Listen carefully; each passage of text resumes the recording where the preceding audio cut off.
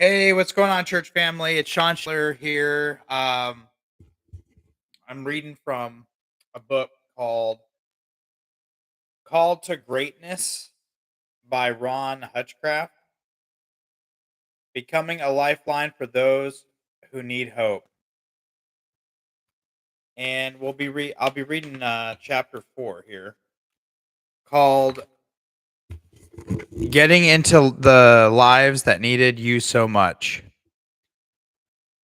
Does he not leave the 99 and go after the lost sheep until he finds it? Luke 15:4. Most of us were still pretty new at this school thing, like maybe first grade, when our teacher introduced us to a weekly assignment called Show and Tell.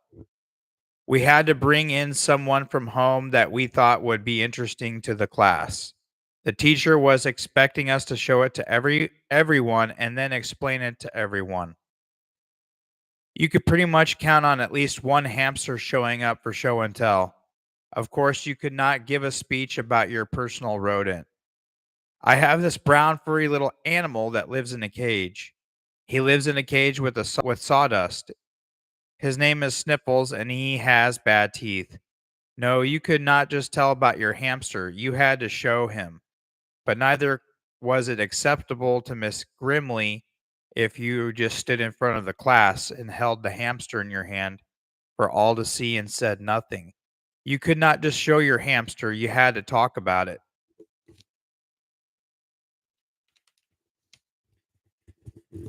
God believes in show and tell, particularly when it comes to our own communicating the good news about his son Jesus, because he has committed to us the message of reconciliation, 2 Corinthians 5:19, and assigned us to be Christ ambassadors, verse 20.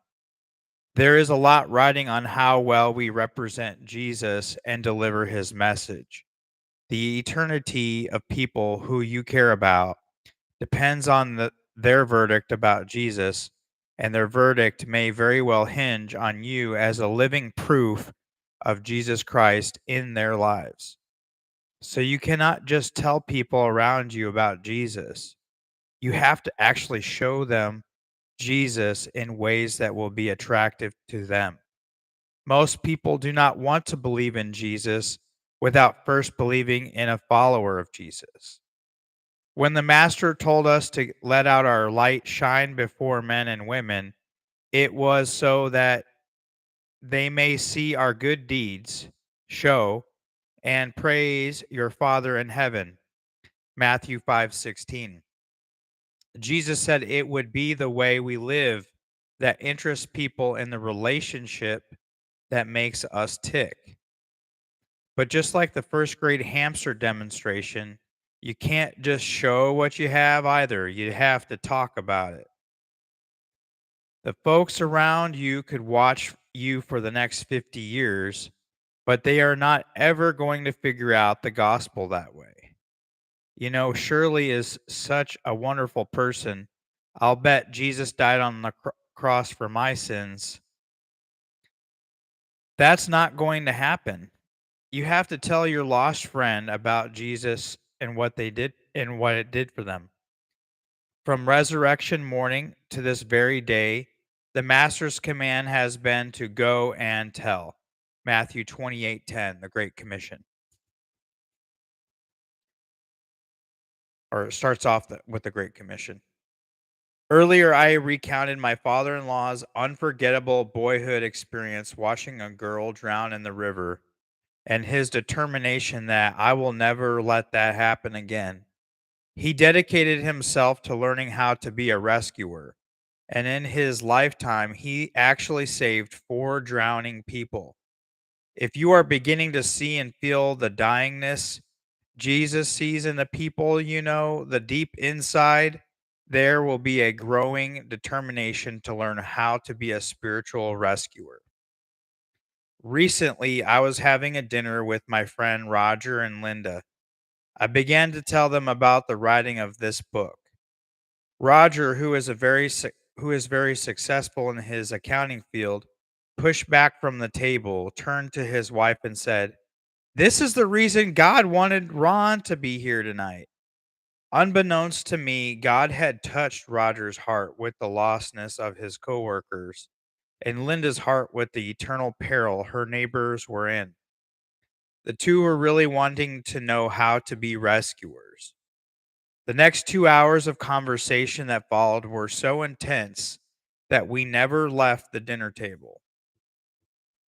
The passion to become equipped to save lives in the right from the heart of God, who is not wanting anyone to perish, but everyone to come to repentance. 2 Peter 3:9. In your circle of influence, there is one, probably more than one, who is perishing already. A person who is trying to live without the one he or she was made for, who will one day die without hope unless someone points him or her to life. And all of the millions of Jesus followers on this planet, you may be the one closest to them, the one in the best position to rescue them. And when it comes to a life or death emergency, proximity equals responsibility. Whoever is on the scene, whoever is in the position to make a difference, is responsible. The tragedy is that so few who are already saved in God's lifeboat really see or really even care about the dying people all around them. Few are willing to step up to the unique God given rescue assignment. So multitudes go on dying spiritually, not because they have rejected being rescued, but because no rescuer has ever really made an effort to save them. Using the analogy of the harvest urgency, Jesus said, "The harvest, the spiritual readiness of lost people, is plentiful, but the workers are few." Matthew 9:37. The want to and the how to. It takes two compelling forces to get us to turn our lifeboat around and begin to bring in as many as we can: the want to and the how to. If you don't care about rescuing the dying, then all the outreach sermons, seminars, and techniques in the world will not move you. One of the greatest mistakes in the church efforts to reach the lost is assuming that believers have the want to.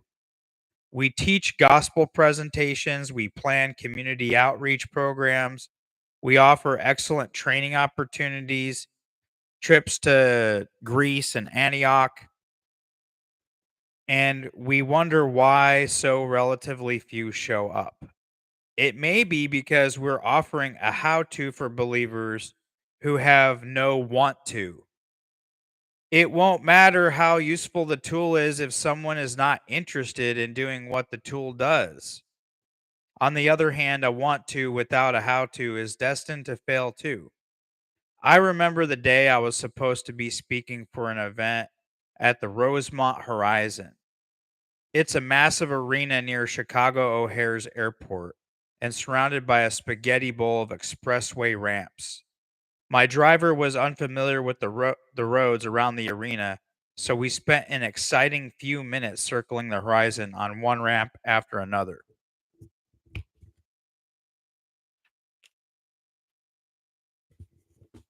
We just could not seem to find the ramp or the exit that went to the destination we wanted. It wasn't that we couldn't see the auditorium. It is so big that we saw it the whole time, with each ramp giving us a slightly different view. Why weren't we where we were supposed to be? Not because we didn't want to be there, we just didn't know how to get there. As God grows in your heart the desire to help people, be in heaven with you, your desire to know how to effectively communicate Christ will also increase. If you care about spiritually dying people, it is because God has given you a new heart and put in a new spirit within you. He has removed your heart of stone and given you a heart of flesh. Ezekiel 36:26. Such a heart feels his broken heart for the lost, one that is moved by their eternal danger, and you, like my father in law, after seeing a girl die before his eyes, is ready to know how to be a rescuer. That means knowing how to both show and tell. It must begin with knowing how to show lost people Jesus. That is, after all, how you win the right to tell them about Jesus. It will be in Peter's words, the hope that you have, that will provide the best opportunities for you to give an answer to everyone who asks you to give the reason for that hope. 1 Peter 3:15. Reasons we avoid the rescue mission. I don't have the gift. That's one reason people give for not joining Jesus in his rescue mission. And it is true that God gave the gift to an evangelist, to only some of the believers. Ephesians 4:11. But he gave the responsibility of presenting Christ to every believer, whether they are gifted spiritually, or naturally, or supernaturally or not. Jesus commanded to go into all of the world and to preach the good news. Mark 16:15. This command is for everyone who belongs to Christ. He has made all us believers Christ's ambassadors, as though God were making his appeal through us. 2 Corinthians 5:20. We can learn from those who have been specially gifted in sharing the good news, but we cannot delegate the responsibility for our stretch of the beach to them. I'm not the type. There's another exit through which we can try to escape our life saving assignment. Somewhere we may have accepted the misconception that a Christ ambassador has to be an extrovert or a good communicator or talker or is a salesman type. The apostle Paul recognized that Apollos and he were only servants through whom you came to believe, as the Lord has assigned to each his task. 1 Corinthians 3:5. And God uses different kinds of servants to reach different kinds of people, just as a craftsman uses a wide variety of tools to build what he is building.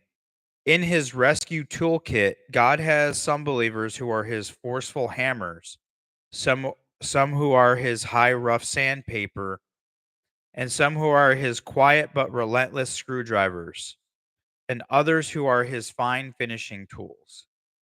Each of us is a special tool in his hands to help the lost people come to believe. The master builder will decide when he needs a tool like you for a life he wants to build. You just need to always be ready for him to use. Bottom line, there is no quote unquote right type for communicating Jesus Christ. Ways anyone can communicate Christ. So, no matter what your personality or training or background, you can communicate Christ to people around you. Here are 10 practical ways anyone can communicate Christ. They are an important part of the how to of being a spiritual rescuer. We will look at 5 how to's in this chapter and complete the list in chapter 6. These are the practical ways you can show people Jesus and tell them about Jesus. The first is love them in their language. A lost person may resist your invitations to Christian meetings and reject your Christian beliefs, but random acts of love and kindness are usually a bridge into even the hardest hardened of hearts. Peter even said that by doing good you should silence the ignorant talk of foolish men. 1 Peter 2:15. As Jesus carried out his rescue mission on earth, he wrapped his message in concrete acts of love. Touching the leper no one would touch, going to dinner with sinners the religious avoided, going to a neighborhood where racial barriers said he should never go, cuddling the children who came to him.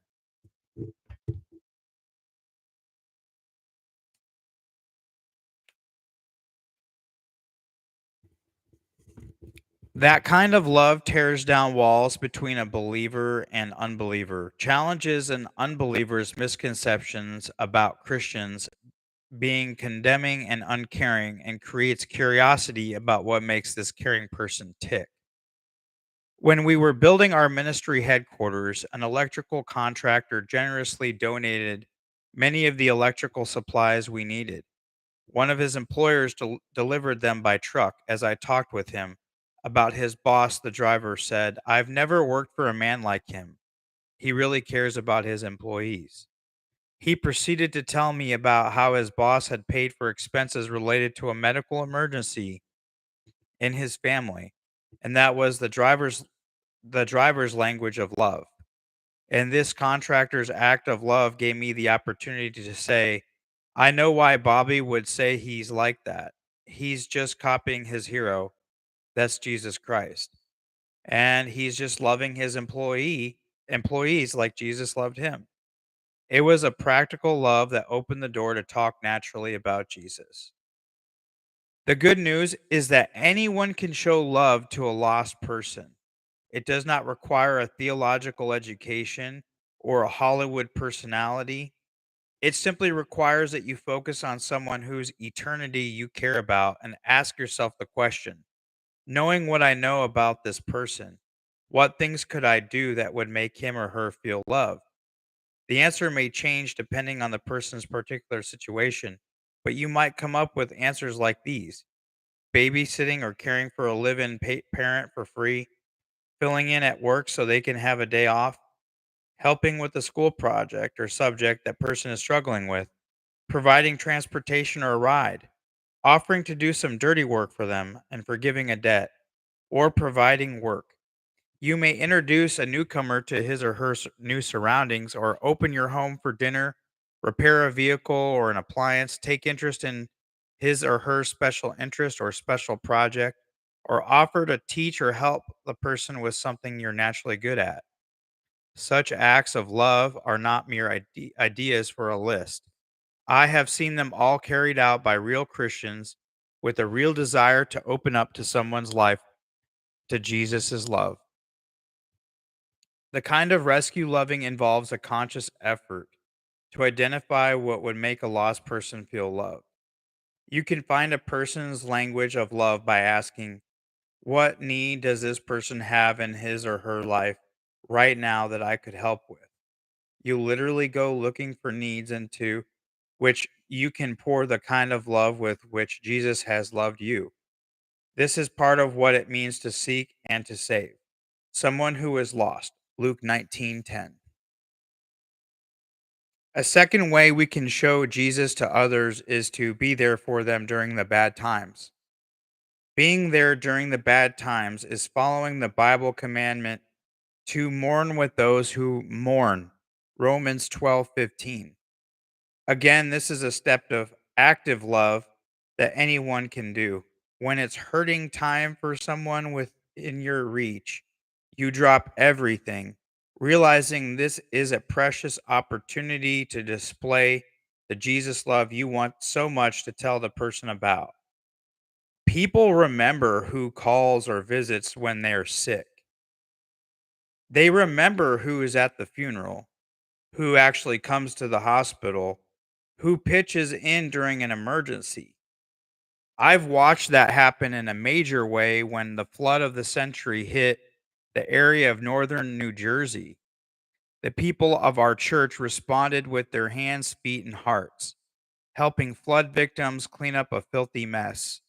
They gave gloves and clothes and furnishings. They helped in locating alternate housing. There are people in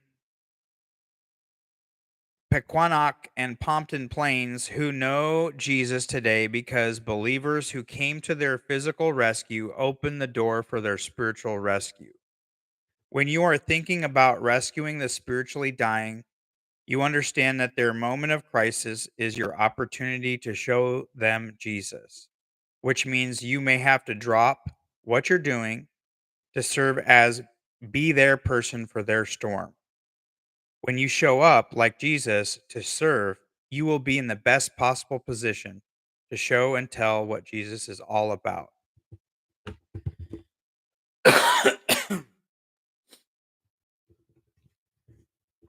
This next part I know quite a bit about, but this is really cool. After the Gulf War in 1991, hundreds of thousands of Kurds had fled Saddam Hussein's Iraq and the persecution they experienced there. They made it to a mountainside just inside the Turkish border where they set up a refugee camp with little or no food, medical help, or sanitation. Christian agencies flooded in with all kinds of emergency supplies, as well as with gospel literature and sharing of their faith. They felt the urgency of many dying every day.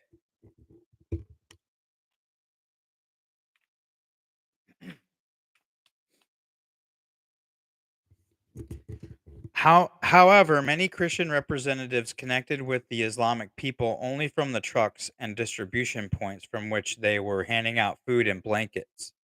But missionaries from one agency, Operation Mobilization, really broke through the barriers of another religion with the gospel of Christ. They succeeded in getting close to the people because they were willing to do a job no one wanted to do. Pick up the mountains of garbage that were rapidly overtaking the camp. There was a lot of garbage. It was very smelly and dirty, and no one wanted to touch it. But the ones who were willing to pick up the garbage were the ones who found many people willing to hear about their Jesus. Nothing opens doors or hearts like sacrificial acts of love. Look at John 15:13. It is after all what Jesus did on the cross. Those who love as he did have the greatest opportunity to tell about his love. When you are there for the bad times of someone you hope to introduce to Jesus, you often find moments of unique spiritual softness, the kind of moments when you can tell the difference Jesus has made for you. A third way we show Jesus to others is to be there for them during the good times. Being there during the bad times is following the Bible commandment to rejoice with those who rejoice. Romans 12:15. It requires no special spiritual giftedness to be at the wedding or to do something special for a birthday, a special event, or an accomplishment. I believe one reason several of our daughter's high school friends ultimately trusted their Savior was a special note she left in lockers, the creative ways she remembered their birthdays, the big deal she made of their accomplishments. Most people are too wrapped up in their own small world to even think about celebrating the good times in the lives of people around them. When a Jesus follower does rejoice with those who rejoice, another bridge is built into a life that needs Jesus so much. A fourth practical way you can show people the love of Jesus is to show real interest in them. Showing real interest in someone begins by listening to him or her. When someone has lost his or her train of thought in the middle of a sentence and asked, "What was I saying?" Could you tell the person? Most people are listening too little to each other, distracted by their own thoughts, even thinking of their reply. God tells each of us to be quick to listen but slow to speak. James 1:19. If you do that, you will become a standout person in the lives of other people. And by being an active and interested listener, you will win the right to be heard on what really matters to you. Showing interest is best demonstrated by asking interested questions. That's a key way to establish a rescue connection that is within the power of anyone. You may ask about a person or subject they bring up often, the pictures they carry or display, the rock band displayed on a teenager's shirt, anything they are clearly passionate about. This is love in a way that can be felt, as well as a way to understand the life of those you want to reach for Jesus. As they come to trust you enough to share some of their life journey, you may find a natural opportunity to share some of yours, including the difference Jesus has made in the part of your life. One effort that will make you salt and light where where you are is to be the person who cares enough to ask the second question. A flippant how are you feeling? How are you doing?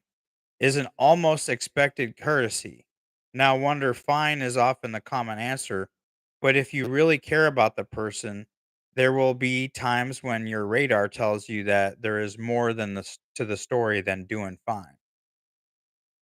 That is when a second question spoken in the spirit of caring can demonstrate genuine personal interest. My former pastor told about the morning he asked one member how he was doing and got the obligatory fine, but sensed that there was more going on.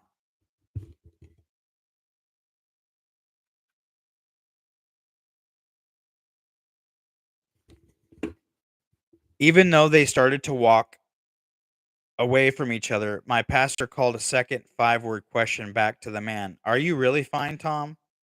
The man stopped in his tracks, took the pastor by the arm, and began to pour out a heart full of marital pain.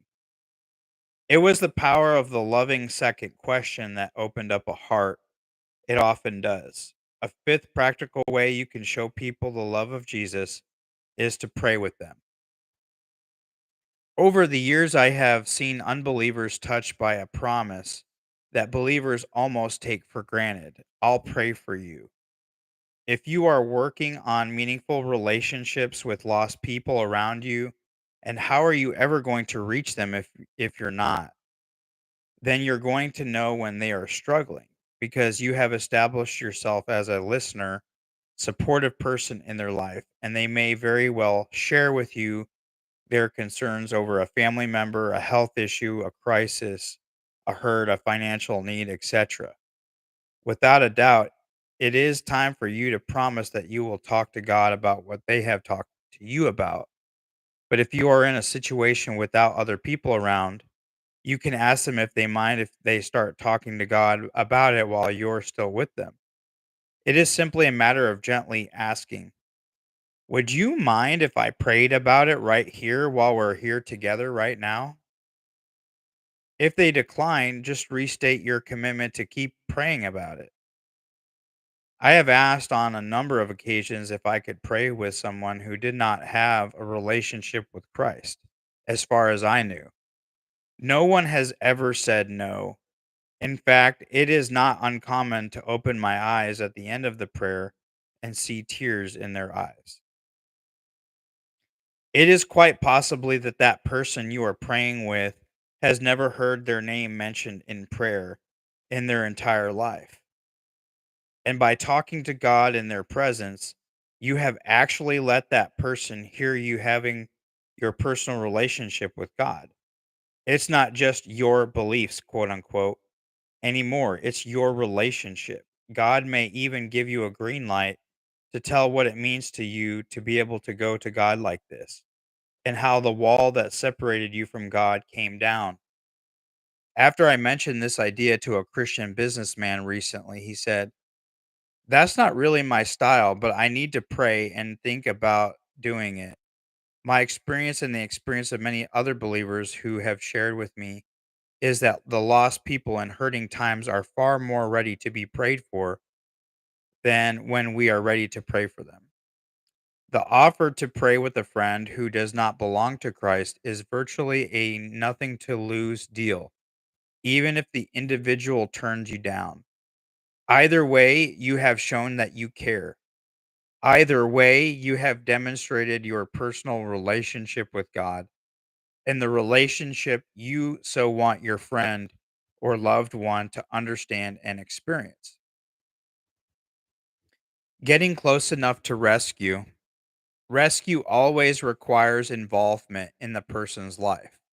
Whether it is a toddler trapped in the upper story of a burning house, an earthquake victim in a collapsed apartment, or a person without Christ facing the death penalty for his or her sin, someone has to get close enough to the person in danger to bring the would be victim out. That's why the Word became flesh and made his dwelling among us. John 1:14. That's why the Son of God made himself nothing, taking the very nature of a servant, and humbled himself and became obedient even upon death on a cross. Philippians 2:7 through 8.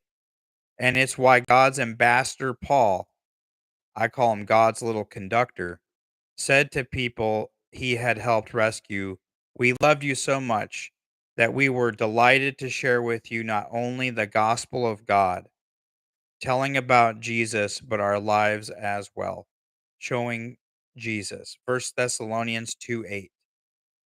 And this need for the rescuer to get close enough to rescue a person at risk is why it is so important for a spiritual rescuer to build meaningful relationships with spiritually dying people, not to become like the lost, but to build bridges to the lost, just like our Master. Tragically, those who are already saved tend to spend most of their relationship time with others who are already in the lifeboat.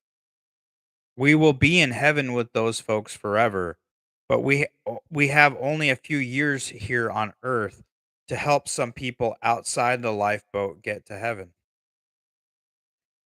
It's easy to fill up our lives with other believers. It's comfortable. It's natural.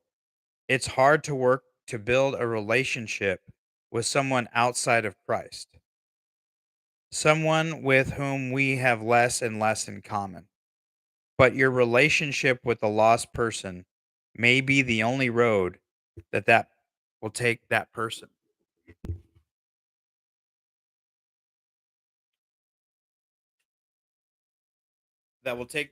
to the cross. The lost person probably won't get there by the road marked church or Christian media or evangelist.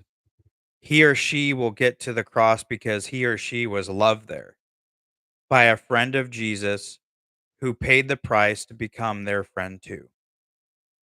Thank you so much for letting me read chapter 4 of Ron Hutchcraft's book, Called to Greatness. It's been a blessing. I hope you have a wonderful week and God bless you. Thank you so much for letting me share.